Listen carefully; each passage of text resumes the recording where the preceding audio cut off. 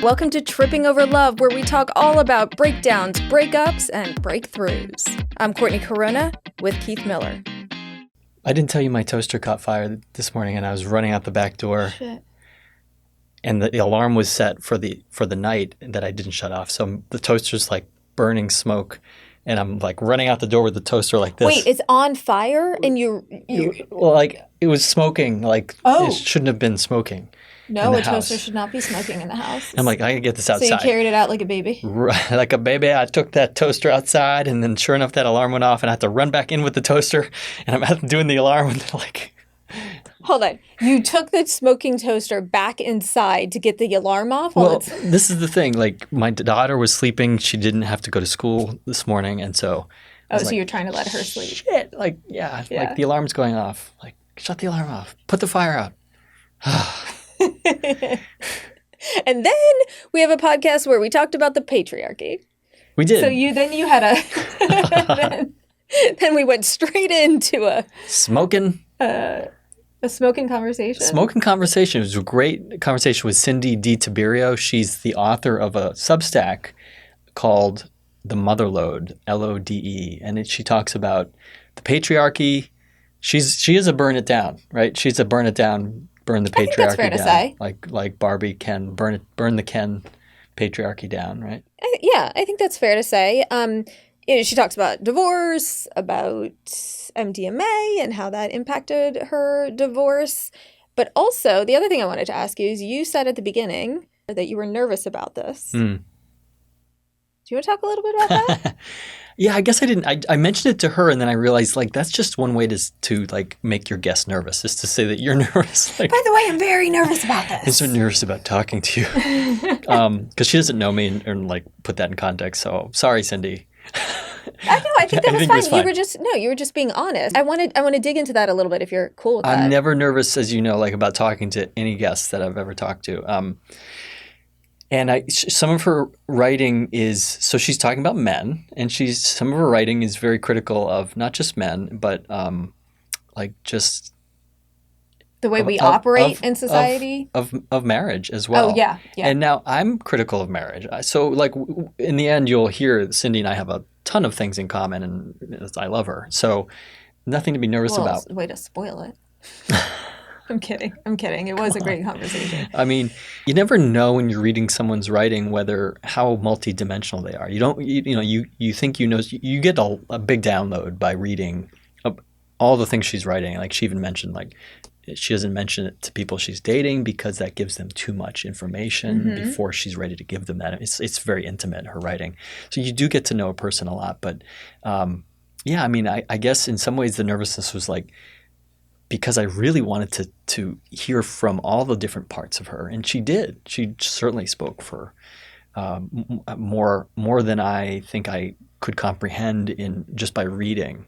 So if you're one of her fans and readers, I really think you're going to enjoy this podcast. And I'd like to hear from you what you think of it. Yeah, and we can delete this if you're not okay with me asking it. But I'm curious, this is the first time we've really talked about society overall, societal norms, why a lot of men suck. And you've heard me talk about that a lot. Do you think that was part of your nerves too? Is just, okay, now I actually have to have a direct conversation that we're recording on how a lot of women are feeling about the way the world works right now. That's the thing, is I think if you portray men as people who are defensive when you call them out on something, and then but my reaction was like, but like, I do all the chores. I do all the cooking. I'm emotionally available. At least I try to be. Like, I think that's an important thing to try. Right. So, like, I'm not that guy. Like, but, like, you don't want to lead with that because that sounds arrogant or defensive ergo her conclusion that men suck. Right. And that's not exactly what she says. No. There's a lot more depth to it and what she's saying. And I think what you're saying, though, speaks to also where it would be great that a lot of men would evolve too. And we talk a lot about growth and how women are growing and what men need to do to grow. So it's a really good conversation. Check it out. Let us know what you think. Cindy, glad to have you on Tripping Over Love. How are you today? I'm great. Thanks for having me. You're welcome. I'm so excited to talk about what you write about and what you speak about, because I think we have a lot in common. We both had psychedelic experiences that led to, or at least assisted with, our divorce process. Waking up, as I like to call it, after 22 years. You were married, what, 20 years? I was married 14, with him for 19. So Okay. Yeah, yeah. And I'm a couples therapist. I wrote a book it's like 10 years ago now, but Love Under Repair, How to Save Your Marriage and Survive Couples Therapy. And that was critical of couples therapy and the hazards of couples therapy, as you rightly point out, with inexperienced therapists. And you're also critical of couples therapy. So I want to sort of hear the whole Motherlode. That's the name of your Substack, which has become very popular. It's in the top 50 on the parenting best list of Substacks. So congratulations. I'm curious to hear how you got started. Maybe can you take us through the beginning? Why did you start writing? yeah. The Motherlode was really born in the pandemic, because I, like many mothers, hit pause on my regular career because I had two kids who didn't ever leave the house. And so before that, I've always worked with books and writing. I worked in publishing. I was super lucky to get a job in publishing when I was really young. I was 23. I started at HarperCollins. I was there for almost a decade, and then had kids and transitioned into kind of like ghostwriting and freelance editing. And so for the 8 years before the pandemic, I had been writing for other people in other people's voices, which I love doing. I always said, I don't have anything to say, but I love writing, so let me just channel someone else. And I think that served me for a time. But at a certain point, when was I going to realize that I actually have a voice and I had something to say? And the pandemic was kind of my opportunity to realize that, because I stopped writing for other people, and all of a sudden my own voice kind of started to arise. And I started to realize that maybe the conditions that I had crafted for myself, both in motherhood and marriage, were not serving me the way I thought they had. Especially as I found myself kind of in this position of being a stay-at-home mom, which wasn't really anything. I loved being a mom, but I loved writing, editing, having that side of me. And all of a sudden that side of me was kind of shut down, or I had to find another place to channel it. So I started channeling it in my own writing, which was specifically about motherhood and why I'd sacrificed my career so much. I mean, I still had a career. Obviously, I ghost wrote, I want to say I did 11 books in those 8 years, which is quite a pace. That really is. And I also only had part-time childcare. So now I'm like, what? How did I do that? But I was so productive once my kids went somewhere else, and I had like a 3-hour chunk, and I just worked my ass off. And then they came back and I went into mom mode, and then I did it again, and it was really not sustainable. And so I just kind of realized, wow, I'd really only carved out tiny portions for me, and it was kind of killing me. So the Motherlode started kind of there, and I started to look at, why do we sacrifice ourselves in motherhood? How did the inner patriarchy within me make me do this? It was like I had all this conditioning that was like, well, that's what a mom does. Once you have kids, you kind of you can't have your career be the most important thing anymore. You have to prioritize them. And so I started to interrogate all those messages and how they really didn't serve me. So it was really kind of an awakening for me. And the Motherlode it's been 4 years now, and it has just followed me in all of my awakenings, whether it was like, okay, I'm doing motherhood in a way that doesn't serve me. Oops. Okay. Maybe marriage isn't serving me. Oh, looks like I'm going to go through a divorce. And the Motherlode has just kind of followed my trajectory, and people have come to it because I'm writing about these things in a way that is pretty open and honest, and interrogating my own beliefs. I did this to myself, and also society doesn't help. And how can we create new ways of being women and mothers and wives in ways that don't destroy us? That's pretty much what the Motherlode's about. You talk a lot about the patriarchy in your Substack as well, right? And how that impacts, to your point, the choices that you've made, societal implications. Can you go a bit deeper into how you define the patriarchy? What does that mean to you, and what sort of implications do you feel it's put on your life and women overall? I know that's a massive question, but I'd love to get your general thoughts on that, because it's a big part of your message. Yeah, I mean, we live in a society, we were raised in a society that is still patriarchal, whether we want it to be or not. And so it's kind of the water that we swim in, and often we don't even realize it's there. And I think that's kind of where I was until the pandemic. I also have to name that I turned 40 right before the pandemic hit, like a month before the pandemic hit. And for a lot of women, they have their own kind of awakenings in midlife. It's a life-changing age, isn't it? I completely changed at 40. I mean, Yeah. it's just across the board. It happens. We wake up, we're like, wait a second, why am I being such a good girl? And why is everyone else prioritized other than me? And how can I recreate my life so that I'm not invisible? That's what happens. So patriarchy makes us we don't even realize we're doing it. Women are kind of societally taught and conditioned to accommodate, to acquiesce, to prioritize others, to read the room, to not be selfish, to not be too loud, to not be, I mean, we don't even notice it's happening. But that's just what patriarchy teaches us. We prioritize men, and especially once we get into marriage, which is such a patriarchal institution. Its roots are, women as property.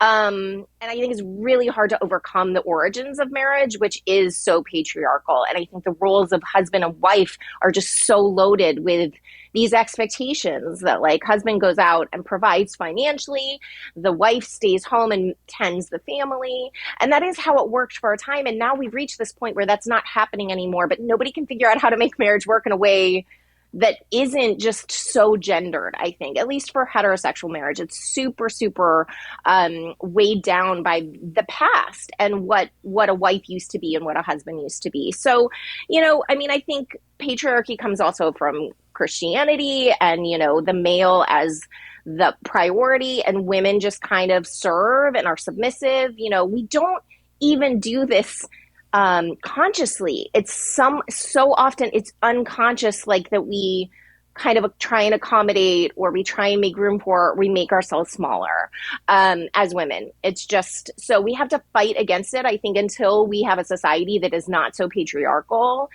women have to, like, at every step of the way, really fight against it, because it's not just external, it really is internal. I really believed that this is what a good wife does, what a good mother does. Of course I would want to do sacrifice for my children. You just have to, like, really interrogate some of that to push back and carve out space in your own life for you as a woman. You got divorced, you got separated during the pandemic. What led to that? Well, I think the pandemic, I'm what I call, there's this term now, a pandemic divorcee, because there were a lot of us whose marriages imploded during that time. It was such a pressure cooker for so many things, right? You couldn't hide from your own issues anymore because you didn't leave each other. You were just in that sphere all the time. So any household inequity, any issues in your marriage, you couldn't escape them. So I think for us, everything kind of really came to a head at that point. I think we'd been struggling before, but we excused it with our kids are young. When your kids are young, it's really hard to prioritize the marriage. So you just wait until they finally go to school and you have a little bit more space as a couple. And my youngest went to kindergarten in the fall of 2019. So I had just reached that finish line and I was like, oh, finally, I'm through those hard days. And then they came back and never left. And I often wonder, like, would I be divorced if the pandemic hadn't hit? I don't know. We might have had more space. I could have carved more space for myself. We would have had time to do date nights and maybe even trips and, like, prioritize the marriage again. And that just was ripped away from us. So I think that was a contributing factor. There are other things too that obviously led to our divorce. We did have, and it's always very hard for me to talk about, and I'm very careful about it. But, there was infidelity that I discovered. And so, that's hard to come back from, and some people can. And we ultimately were not able to. But it took me a long time to name that. It's not like I found out and I was like, we're done. It took me like 9 months to be like, can we recover from this? Do I want to? And that moment of betrayal is what really led me to the MDMA work, which I don't think I'd be divorced if I hadn't done MDMA. For me, I was such a good girl. I had a lot of during my adolescence, I was an evangelical Christian. Like, you don't leave your marriage. It doesn't matter what comes, like, you don't leave. Um, and I just think I couldn't access the part of me that wanted to leave without MDMA. And, as you know, MDMA is like truth serum. It cuts to the heart of things. And so it was through the experience of MDMA therapy that I could find the part of me that was like, oh, honey, we're done. Exactly. Yes. And it broke my heart. I didn't want to be done, but I was Yes. done. I was Yeah. done. I can totally relate to that. I also grew up in an evangelical Christian community and was kind of a flag bearer for that as a teenager and into my college years, and flipped from pursuing actually a Christian sort of ministry career into social work, and sort of opened my eyes into all sorts of things. And so I can understand especially, and grew up in New England, so the puritanical roots of, like, I think we underestimate, Courtney and I are often talking about Christianity because she did not grow up Christian, and I didn't grow up religious in any way, shape, or form. Yeah. religious at all. Yeah. And just there's something important about being fluent, I think, with Christianity, because it is half of our culture at least. But yet most of us aren't really that fluent of understanding the roots and how puritanical it was and what that meant in purity culture. And you mentioned being a good girl, and Yeah. I can relate to the truth serum. I did not go into ketamine treatment seeking anything to do with my marriage and improvement. We had worked on our marriage for, over the decades, like a good 6-7 times, like in marriage counseling, and each had sort of meh results. Mm-hmm. And then I wrote a book. I'm like, damn it, like I'm gonna write about this. This is like, buyer beware. You go into couples therapy, you're not always going to come out intact or necessarily get what you think you're getting. So, but somewhere around, as like I was doing, ketamine's different than MDMA. So I'm curious what it was like when you came home in the days after, and how did you integrate that? Because I started to awaken, like, yeah, there's a part of me, speaking of parts, like the part of me that was really hiding and terrified of being bad because of saying, I can't do this, I have to let go. But my Right. body was like, no. Oh, yeah. You're either going to let go of everything or let go of the things you can't carry. And Yeah, no choice. no, I love what you say about the body, because it is, this kind of therapy is body based. Really, you're like tuning into what the body already knows, but and again, I think from my Christian background, I learned to be cut off from the body. I had my head and my brain, and that's where I lived from. My body was like, what body? What are you talking about? I'm not, Yeah, my you're supposed body to get rid of is, your body. yes, your body's sinful. It's the root of all evil. It will lead you to temptation. Like, body's bad. And Especially so, women. Like that's the message for women. You're tempting sure. men, Yes, it's all that. just you inherit all of these beliefs that then kind of still live in you, even as you've maybe rejected the doctrine with your head. Your body is still kind of, it's just this weird thing. So I felt very detached from my body for, really until I started MDMA therapy. The MDMA therapy is really not like your brain. I had no idea what to expect. You go in, you access this other plane of reality. Your body takes you exactly where you need to go to get to the information that you're seeking. And so for me, I started MDMA therapy because, again, I was kind of like, am I going to stay in this relationship or am I going to go? And I had no access to that answer. It was like, I did not know. I didn't know how to know. I'd been in my own individual therapy. We'd been in couples therapy, but it was like nothing was giving me the answer. And so I often say that I turned to MDMA therapy in desperation. Like, I had done everything else and I had nothing else to try. And I was so stuck that I just needed something. And I'd never, again, given my background, never done drugs, still haven't ever smoked pot. Like, I was like clean as a whistle. And here I am going to turn to like an illegal substance for the answers. But that's how desperate I was. And, my question, for MDMA therapy, you really work with your practitioner to kind of come up with what is your intention? Like, what are you going in for? And my intention crystallized pretty quickly that it was the question of why don't I feel safe? I think it was that lack of safety I was pretty anxious. My husband wanted me to go on SSRIs.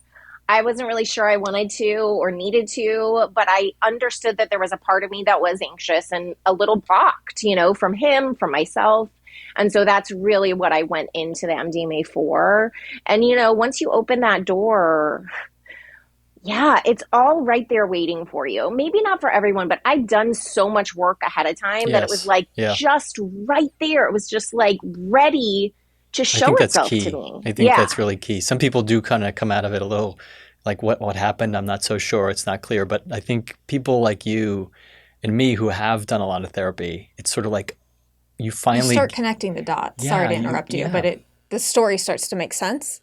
Yeah. Mm-hmm. Well, Or the reality starts to make you've tilled the sense. soil so much Right. that it's just like, there you go. It's just right there waiting for you.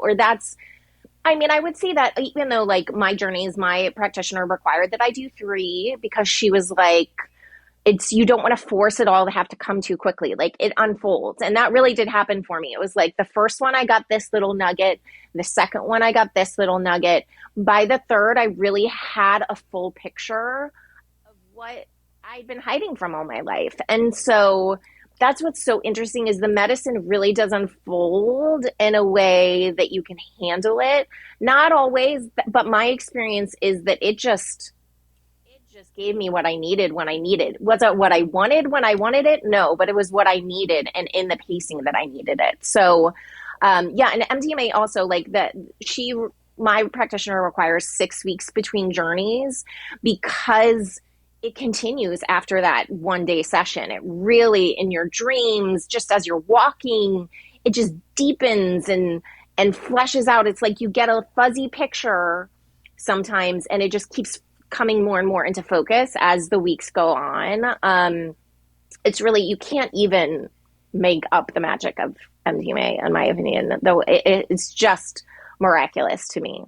It really is. It's incredible. And to your point about asking questions beforehand or uncovering maybe what you didn't want, I have so many conversations with people who are considering psychedelics. Of course, it's not right for everybody, all of those things, right? All those caveats. But the biggest question I always get is, what if I uncover something that I don't want to hear? That scary thing, right? Which is what happened to both of you. Yeah. My answer is always, that's what you need. You need to, if that comes up, that's right. So how would you respond to that kind of question? How do you look back now? Is there any part of you that regrets it? Are you really thankful for it? Where's your head in that space? I'm more thankful for that therapy than anything else in my life. I would never not do it. It changed everything for me. That's how transformative it was for me. I really see myself as like, there's Cindy before MDMA and there's Cindy after, and they're 2 different people. And I would never want to go back. I don't want to be in the dark. I don't What want is to the Cindy after MDMA? How would you describe yourself?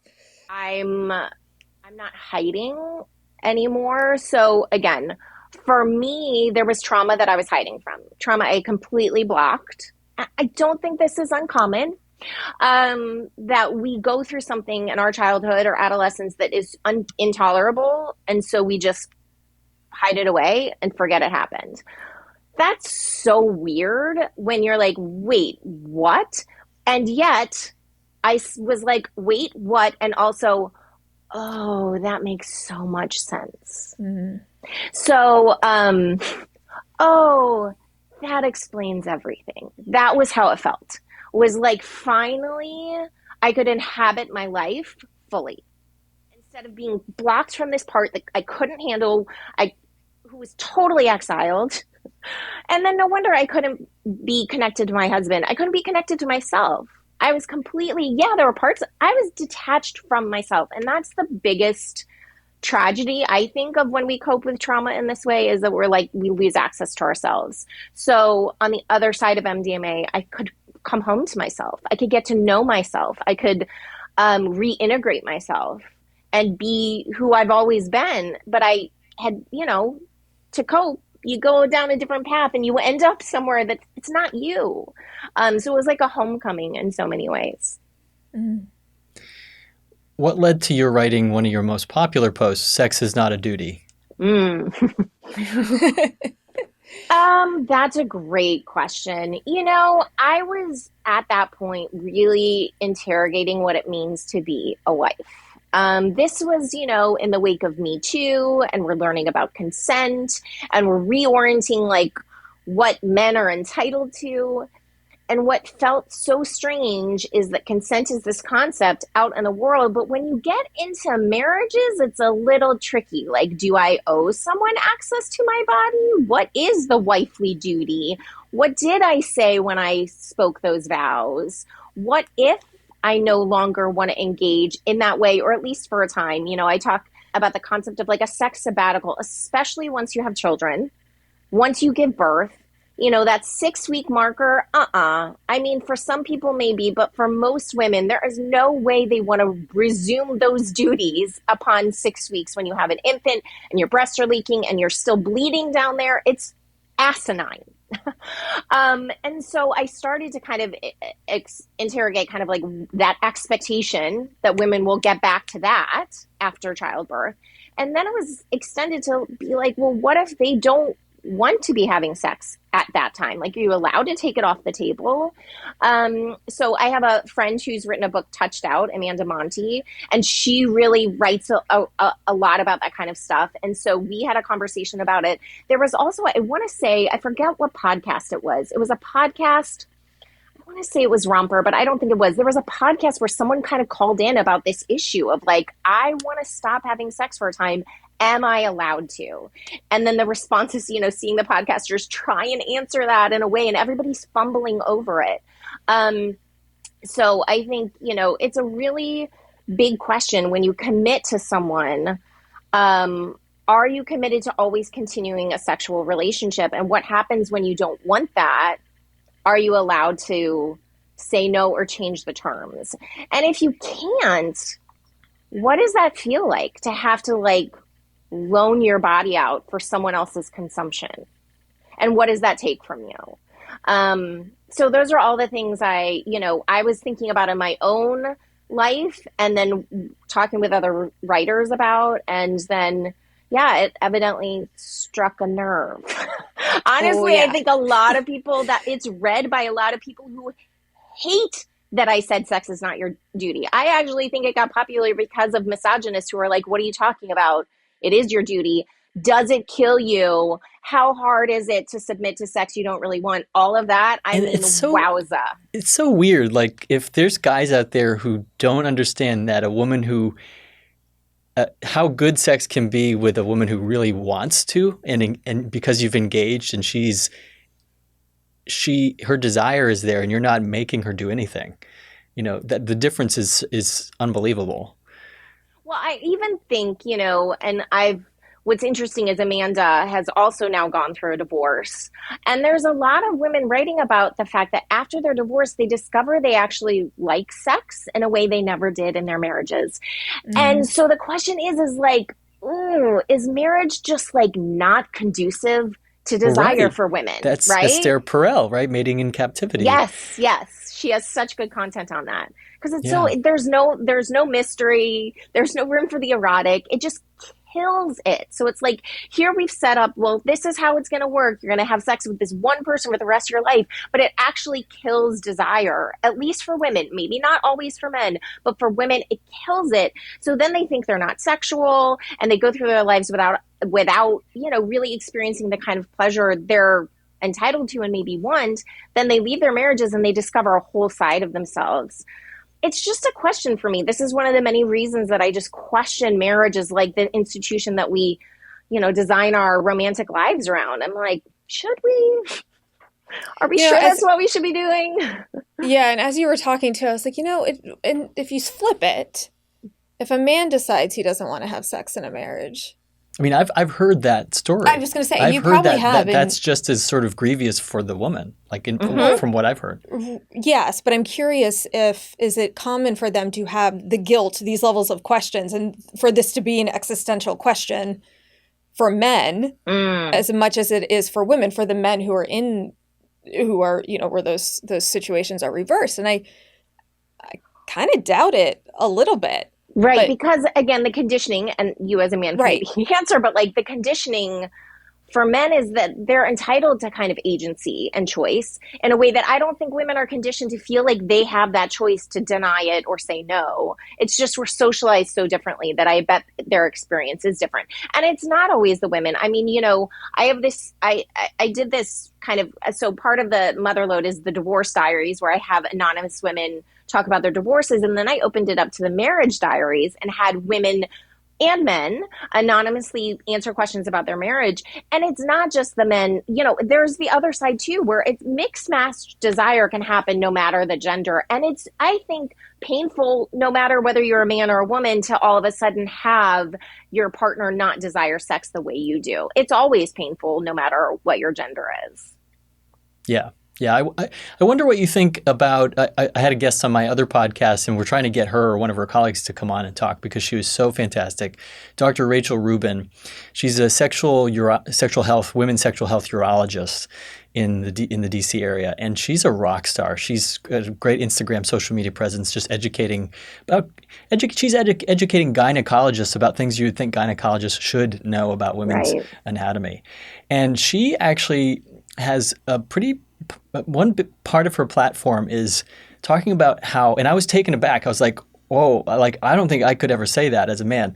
But she said, in the field of psychology, it has swung, and I just wonder what you think about this. It has swung so far, and maybe not enough in some cases, to your point in a lot of your writing.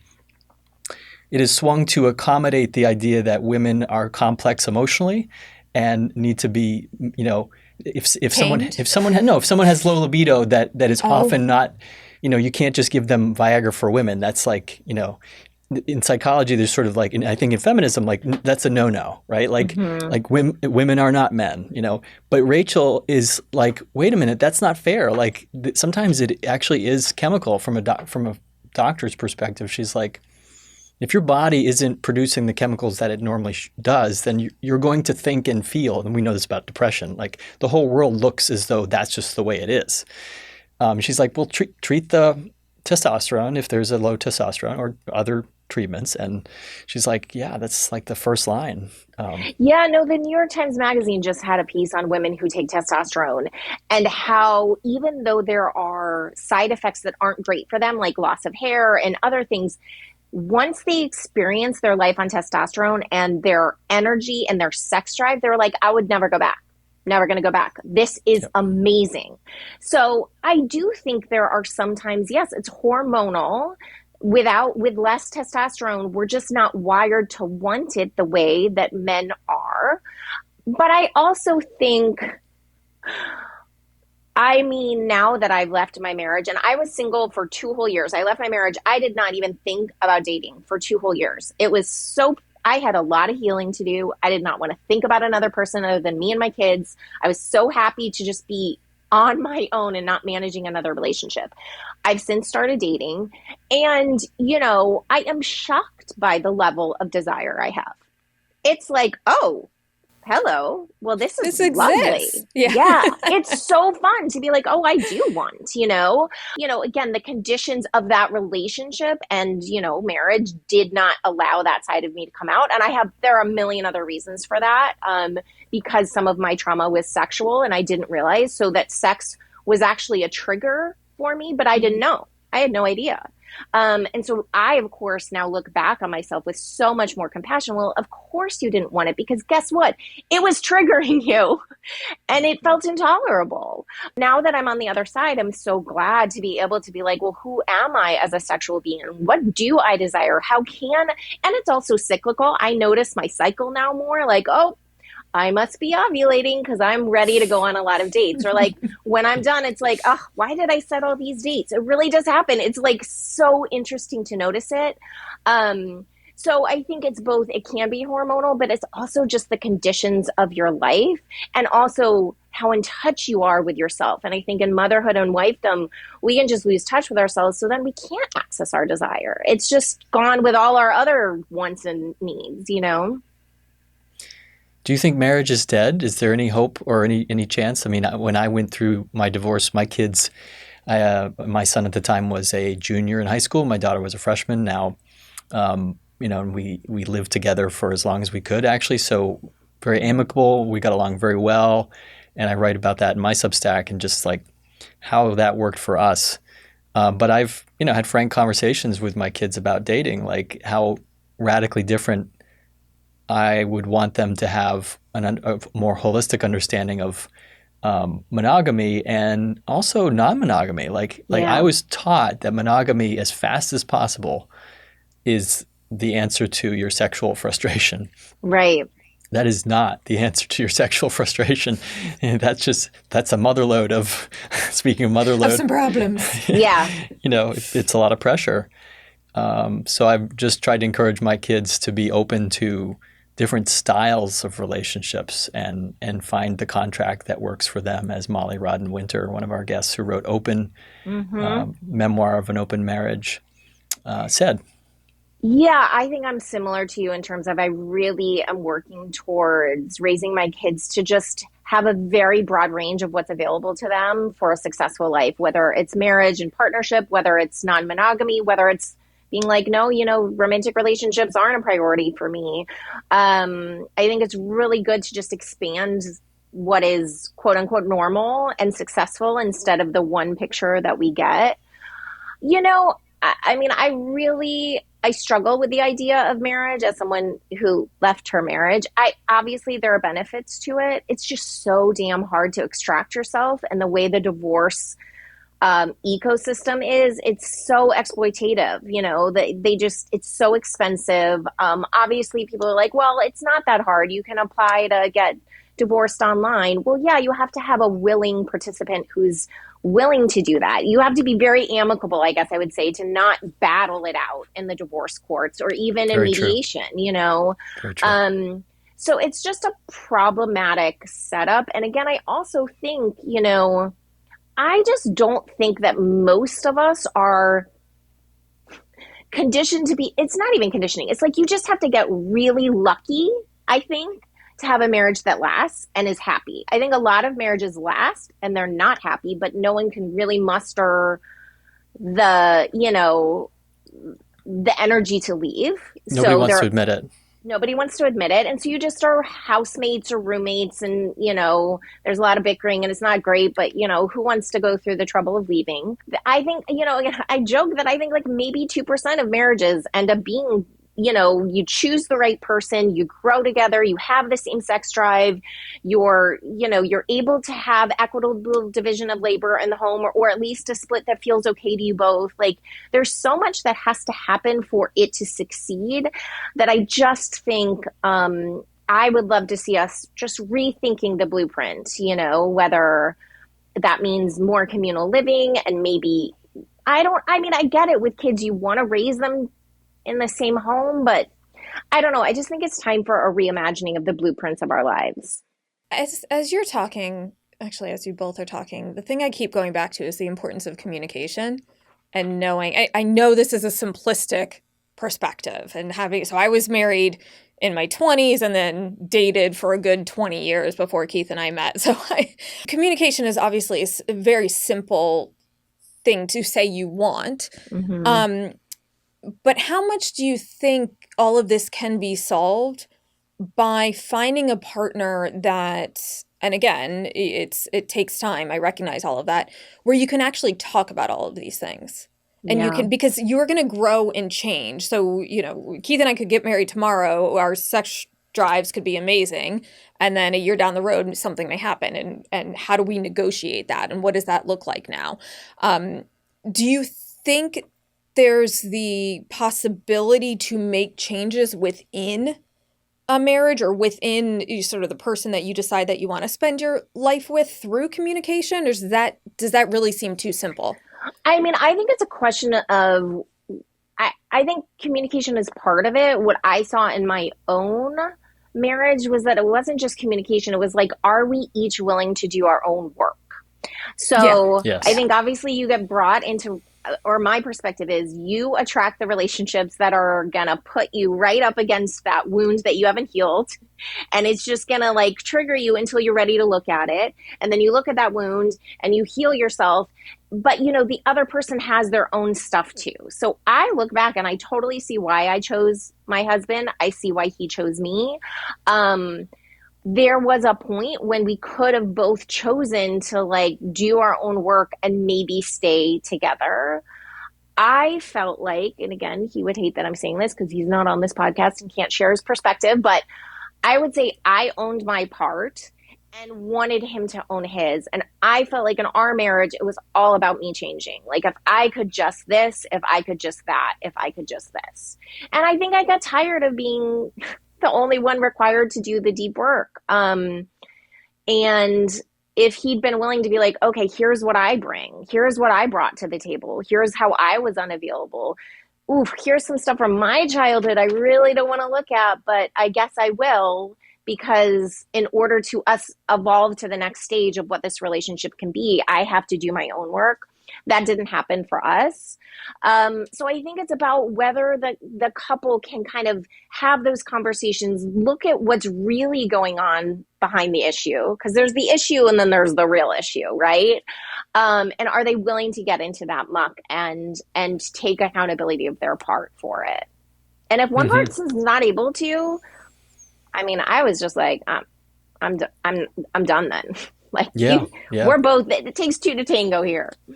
I mean, I will say I've recalibrated myself as a marriage therapist because of my divorce, and so much so. There was a movement in the like 90s, I guess. Bill Doherty at University of Minnesota was talking about marriage-friendly therapists, how in response to the individualist focus of a lot of individual therapists, frankly, psychoanalysis truly does have that bent. It doesn't really look at a system of people. It looks at you as the individual as the source of everything, and that's not really how we're born. So it was reactionary to that. But marriage-friendly therapist is kind of how I considered myself, and I still feel like that's an important for people who want to and do buy into it and feel like they are committed, and the cost of working on the marriage is not more than they have in the bank account. Yes, emotionally, mentally, physically. So I still help people do that. You mentioned parts. I mean, you're speaking for different parts. You know, I am an IFS therapist, so that's familiar territory. Yeah. One of your articles, I think you interviewed a marriage therapist who quit her practice with couples after 20 years because she felt like, if I'm getting it right, she felt like most of what she was doing was dealing with narcissistic men and their victims. Yeah. And so from a parts perspective, I have a bit of a different perspective. I think the question in your article was why would narcissistic men be attracted to therapists? Well, just to parade themselves, of course, because it's more attention. And I was like, yeah, but actually, if we think of what narcissism is driven by, it's hurt. And hurt that's so intense you can't acknowledge that you have it. It would make sense to me that they're attracted like a moth to the flame to therapists because we give attention. Right. So it does make sense to me. But I'm just curious, like how black and white you see things, or like whether there's some nuance in there. With narcissists? I mean, tough question. Well, I mean, I will say not. I love parts work. I have been doing specific ISF therapy now for like the last 6 months. It's so trippy. It is. But also, isn't it? So it's so insane. I can't believe the stuff that is going on in there. And that's I had the same reaction. Yes, absolutely, it's insane. I'm so creative, first of all. My parts come so fully fleshed and like with songs and personalities. And I'm just like, wow, it is a world in there. I always end the session. First of all, I bawl like tears just my entire sessions. I just cry. And I've always come out being like, wow, it's crazy in there, but a good kind of crazy. It's been really, really helpful for me. And I think, when you do MDMA work, it naturally goes with parts work because you uncover these different parts. So I hear you that like a narcissist is just a person with parts within them that's, and that narcissist is maybe just a part that they have that's an extreme reacting, part. Yeah, from an exiled part, right? They blocked a part that they cannot handle. And so they're their narcissist because underneath that narcissist is actually probably a very, very hurt and alone child. I totally understand that. I think, this is what I mean with until they're willing to do their own work, you're just hitting your head against a wall when you're in a marriage with someone who's either a narcissist or someone who's not willing to do the work that's necessary to make the relationship continue to work. And so I think that's where couples therapy can kind of be hurtful to the person who's showing up and being accountable. And then there's another one who's just not willing to go there, who's not willing to find that part and uncover where all this acting out is coming from. And so at a certain point, you have to just take yourself out of that equation. It's too hurtful, I think, to subject yourself to that kind of blaming. Again, I worked really hard and I do take accountability for my part in what went wrong in that marriage. And I've even apologized to him because I feel really sad for him that I was so unavailable in our marriage. That must have felt horrible and so lonely. And I know it did. I couldn't help it because I was blocked from this part of me. Thank God I did MDMA therapy. It was too little too late for our relationship by the time I extracted myself and reclaimed myself. It was too little too late. But I really hope that in a future relationship, I'm able to bring myself and show up and be there in a way I wasn't able to before.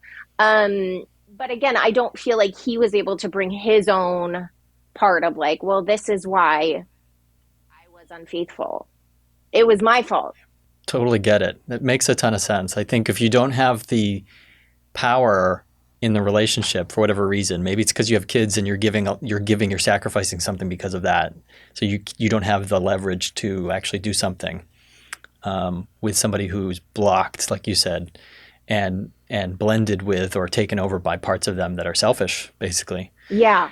Yeah, so blinded, right? Like can't even see it. No, and it's so obvious to other people, but it's like, you cannot open someone else's eyes. You can't. Right. They have to do it themselves. So, I mean, again, I woulda, coulda, shoulda, but this was our story. And I wouldn't undo it. This was the evolution for me.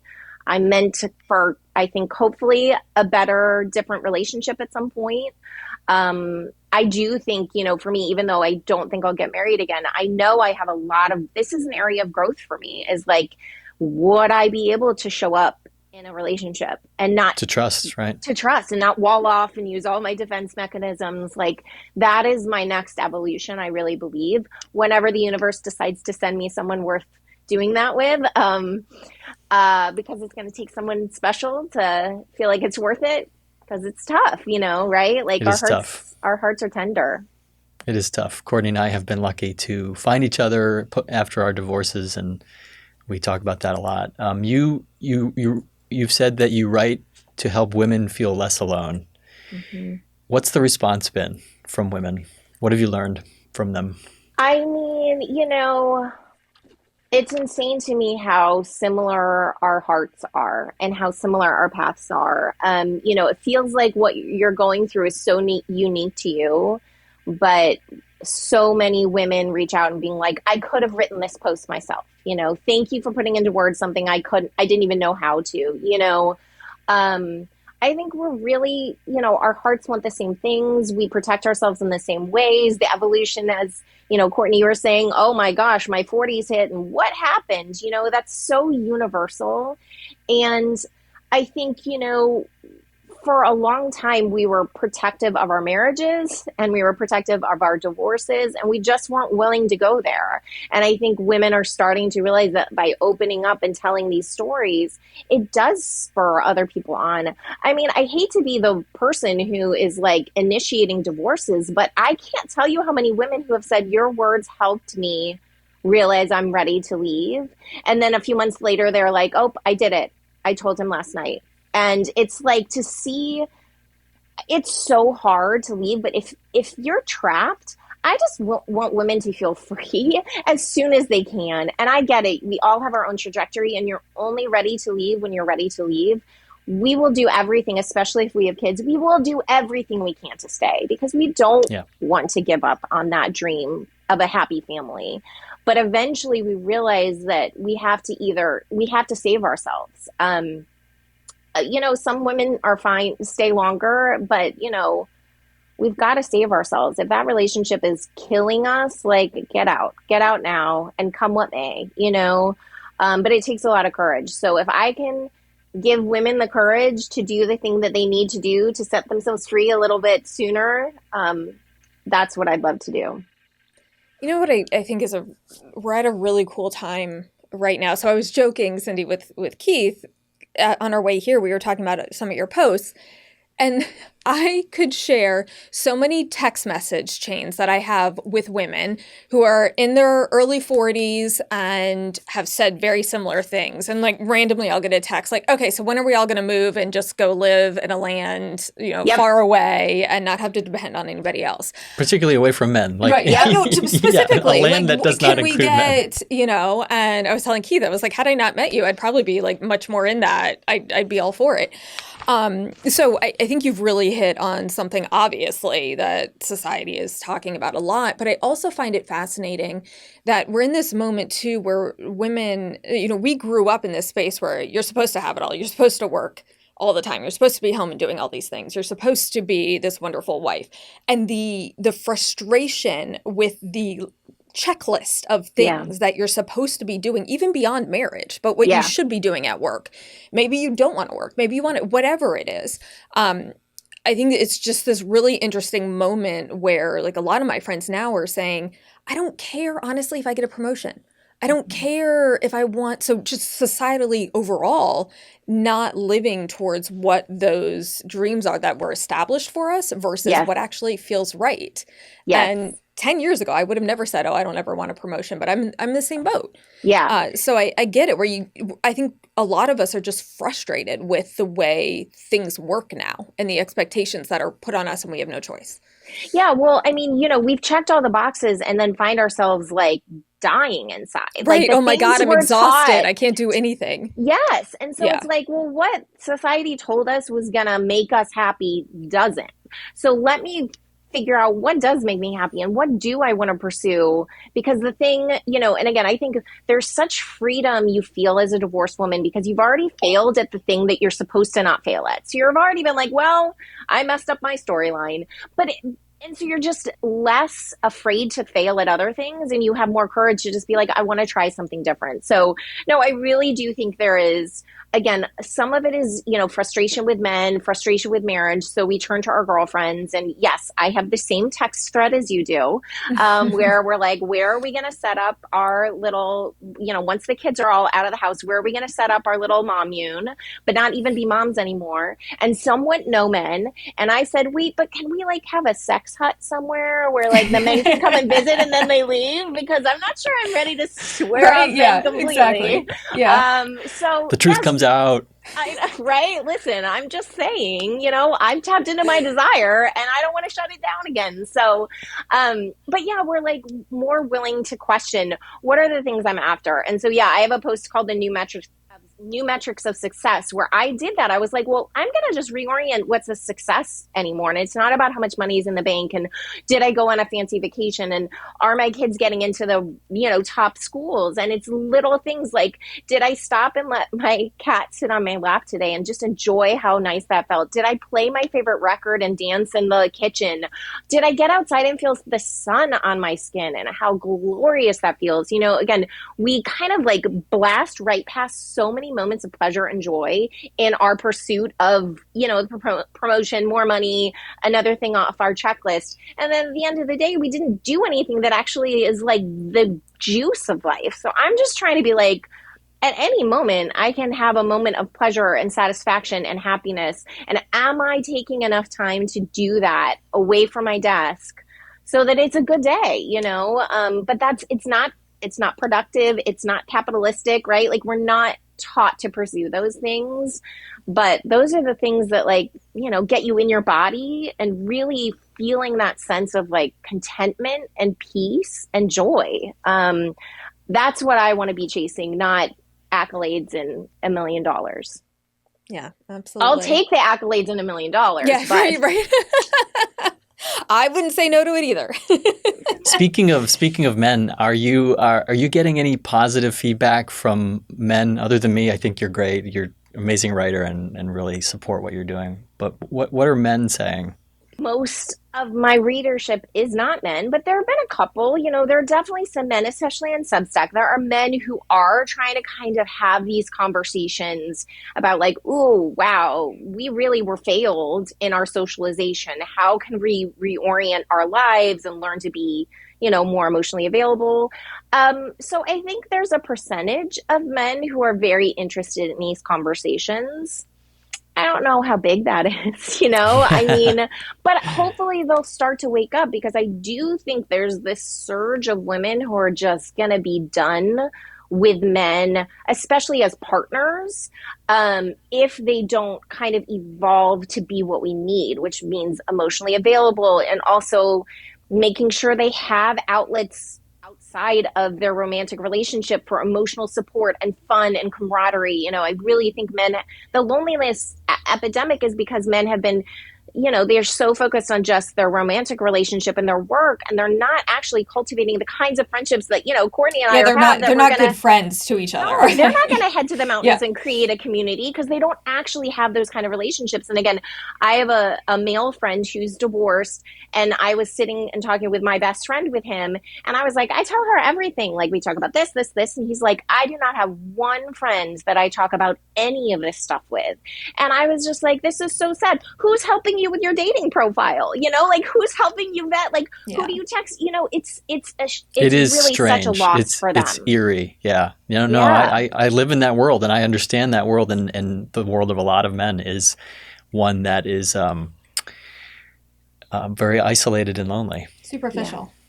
From a closed down. Depth. Right. Yeah. Closed down, because I mean, I don't want to get into the biology of it, but like I think there's a reason, like biologically, but also that's not an excuse. Like, that's like, it's time to like, it doesn't serve you. If you want to be, Dan Harris was a news anchor, national news anchor, and then he turned into basically a mindfulness meditation guru. He had a panic attack on the air. He had a panic attack, and like, he was killing it when he basically, at that time when he had that kind of meltdown.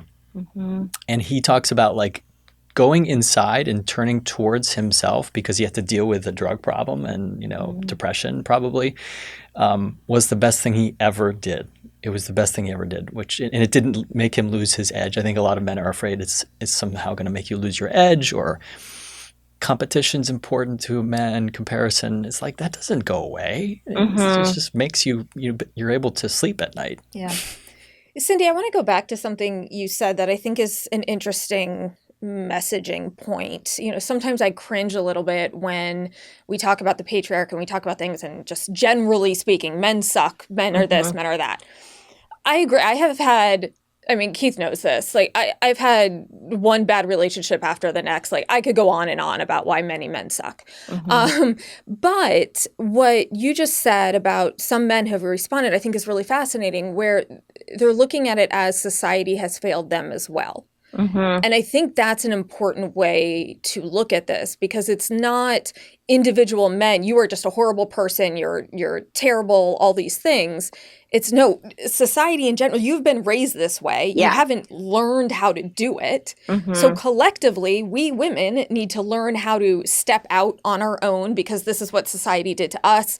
Men, you need to learn how to grow and be open to emotions, because that's what society did to you. And I think that's I guess I'm putting some judgment on here, a really solid way to start connecting the two versus pushing men and women further apart. So I just found that angle interesting and probably, much easier to understand and relate to for men who are feeling really defensive about this. Yes. I mean, I don't want to blame the men necessarily. It's just we've, as a whole, failed them. And again, for a long time, women were able to tolerate it, and we're not able to tolerate it anymore, right? If you're not going to show up, if you're not going to be an equal partner, you hit your boiling point. You do. And so again, it's just, we're at an inflection point of like, how are the men who are already adults willing to do the work to kind of change their orientation, learn to be vulnerable with men, have a wider range of supports outside their relationship, do the work in the home to see what's what their wife is doing and step up and do all of that too. And then it's really a question of like, how can we be raising humans in a non-gendered way so that we're just raising humans, and it's not like women are this way and men are that way, and like boys need to do this and girls need to do this. Can we just be like, well, what does a good human need to be? I think it's going to take work, because it's, we learn all these messages in our, in our schools. So we have to have schools that are, watching what they say. We learn it in our families. I do think there's a movement to change how, even in the family home, I read somewhere, and I'm probably not going to remember the details, but like one of the most important things men can do is more household chores, and it impacts their kids, whether it's a girl or a boy, in the most positive way when they see their dads doing the work of domestic engineering. You've got a chore doer here. Yeah. I'm so glad to hear that. It literally changes the next generation. You don't need to say a thing. You just need to show by example. I'll find that it was in my newsletter today. I did a conversation with Laura Danger, who's on Instagram as That Darn Chat, and her new book is No More Mediocre, and it's really calling out for like expecting more from men, how to have these conversations. And it was in her book that I saw this. It was research, and it was like, this is especially during their adolescence. And I was like, interesting. But during their adolescence, if a man is doing the work of family life, that is what will help these next generations. So it's as simple as that. My daughter said to me actually the other day, and I just laughed, because she's like, Dad, you just love to vacuum. And I'm like, you do like to vacuum. It's such a complex topic, because no, I don't. Yes. Like, would I rather have somebody else do it? Yes. But am I going to tell somebody else they need to vacuum? Probably not. I'm the one that sees it. I'm going to do it. So, that's so nice to hear. Yeah, you're doing it. I mean, it's a simple thing, but it was clear in the research that it has a really big impact. So, I guess the answer is just men doing more chores is one. But again, I want for men. It's porn for women, by the way. It is. And it's a turn on, right? Yeah, no, totally. But what I also really want for men is I want them to have the kind of relationships that I have. My female friendships are so fun, whether they're sending memes or like we're going out or just like the text, just to feel that network of support at all times is so invaluable. And I just want men to have access to that too. I want them to dream of going to the mountains and living on their own without any women and having a sex hut for us to come visit. I want that, right? Like I just want them to have that kind of relationships with other men, because it's really life-giving. And I think that could help a lot in our battle of the sexes, as if we're just all, having romantic relationships, but also friendships. And it's just not so one-sided, because I jokingly call that men can be like emotional vampires to their romantic partners. They just suck everything out of them. And I just don't think one person is enough. You need more than one person, or you will suck them dry, and that's just not good for them, and it's not good for your marriage. Yeah. All right. I'm so curious. Now that you are dating, when you share what you do, and they see your Substack, what are the reactions you get? How has that impacted your dating life? Well, I will say there's only one person that I've dated that I've shared my Substack with. Okay. Because also I just haven't seriously, I had one situationship. Other than that, it's been a lot of, I don't know. Fun? Sometimes not so fun. Anyway, but he was great. And I did write about him because he was my first go. Oh, I read that post, right? Yes. Yeah. And I shared it with him. And he was so great. And before I wrote it, I was like, I think I'm going to write about this experience. Are you okay with that? And he's like, as long as you don't share my name, write whatever you want. And you don't need to send it to me the freedom he gave me to do, and he was not going to get involved unless I wanted him to read it, was great. I've had, men that I'm messaging with and I haven't met with, and they'll be like, oh, well, can I read your Substack? And I am like, no, you cannot, because I just don't think it's fair for them to have that much access to my inner workings, and then I know nothing about them. Oh, completely. Yeah. Right. It is just not quite. So, it's interesting though, right? Because it's exposing in certain ways, but I'm also really careful. And those posts about that relationship, for the most part, are paywalled. So when I get into the nitty juicy parts of it, you have to be a paying subscriber in order to read. And that's for my protection and for theirs, because it's sensitive. And I'm still learning that balance. Like, how much will I write about the people I date and how much will I keep that to myself? I will tell you, in that first post that I wrote about him, I said, and now I feel like I'm going to jinx it because I wrote about it. And guess what? 2 weeks later, we were done. I think I jinxed it. Not going to lie. I think I jinxed it. But that's okay. That was our story. And I would go back and do it all over again, even though it was so heartbreaking. But it was also amazing. I got really lucky. My first app date turned into something real, which does not always happen. And since then, it's been a real big bummer, because that one, it spoiled me, because I was like, oh, it's this easy to find someone? Like, right. It is not. So now I recognize it's very rare to find something like that. Yeah. Yeah. And I do remember too reading that, and you were talking about how hard that first breakup is after you have a divorce and you go into a relationship hoping for all these things, and then you break up, and it's devastating. Yeah.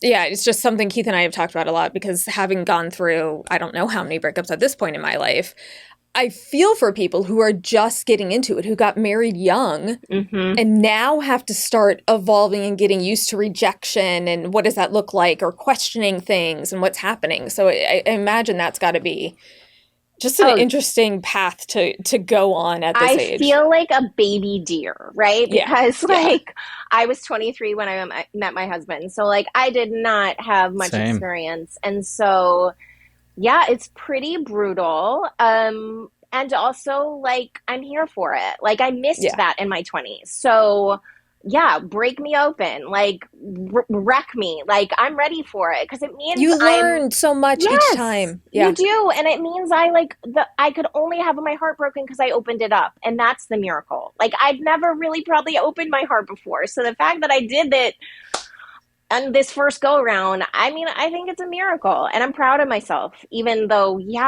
it was tough. But I'd do it all over again. I really would. Cindy DiTiberio, we're big fans. How would you like people to find you? I know you have Substack. People can find the Motherlode, LODE, on Substack. Where else can people find you, and what's next? I'm on Instagram at cindy.ditiberio. But yeah, the Motherlode is where I want people to go, because that's where I put all my writings, and you can connect in all the other ways there. I'm grateful for the people who have showed up and read my writings and shared my writings, and then you invited me to come on and talk about it. I love connecting with people about matters of the heart. It's just so life-giving for me. So, I think life is tough, and especially when it comes to marriage and divorce and dating and love and what we want out of life. And so I really just try and dig into those questions on the Motherlode, and help people feel less alone, because I'm not the only one out there, trying to find love again, come what may, after divorce, or learning what it means to mother on my own, or even grieving that, the story of the family I thought I had. This is life. And so I'm just happy to share a piece of mine. Well, thank you. Thank you so much. I feel like we could talk for another hour. I know, I'm sure we could. I'm sure we could. I'm so glad to connect with you guys. It's great. This was great. Thank you so much. Yeah, thank you. Thanks for listening to Tripping Over Love. Subscribe now to make sure you get the latest episode, and drop us a comment or a question. See you next time.